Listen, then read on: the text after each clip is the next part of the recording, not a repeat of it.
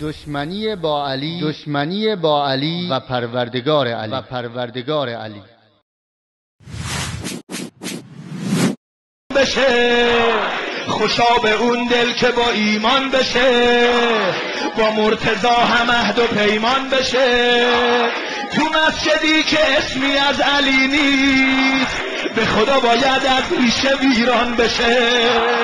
به خدا باید از ریشه ویران بشه.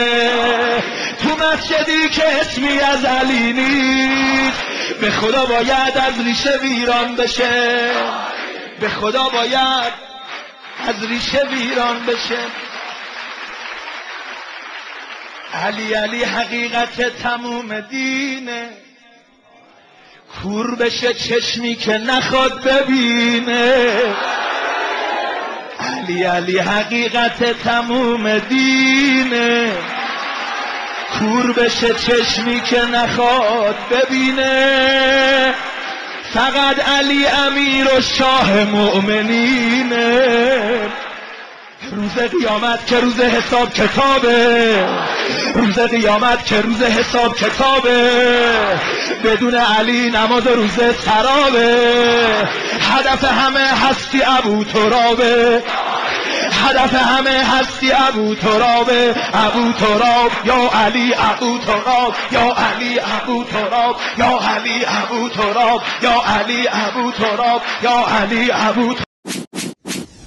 آیا الله متعال به ما امر نموده است که با علی عهد و پیمان ببندیم، یا اینکه او تعالی از انسان عهد و پیمان گرفته که بنده تنها از او اطاعت کند و محبت و دوستی دوستان الله را همچون علی رضی الله عنه و دیگر خلفای راشدین و غیره برگزیند؟ الله تعالی در سوره جن در رد این گزافه‌گویی ها می‌فرماید: وَأَنَّ الْمَسَاجِدَ لِلَّهِ فَلَا تَدْعُوا مَعَ اللَّهِ أَحَدًا. و این فرمان پروردگار است که مساجد از آن الله می باشد، پس هیچ کس را با الله پرستش نکنید. با اینکه این مداح می گوید مسجدی که اسمی از علی در آن نیست باید ویران شود، ولی الله متعال می فرماید مساجد پایگاه‌های توحیدند که یکتاپرستی از این اماکن مقدسه منتشر می شود.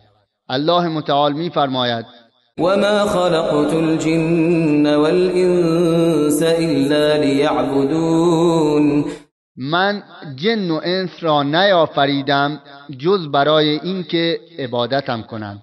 یعنی هدف خلقت آفرینش انسان فقط عبادت و بندگی اوست.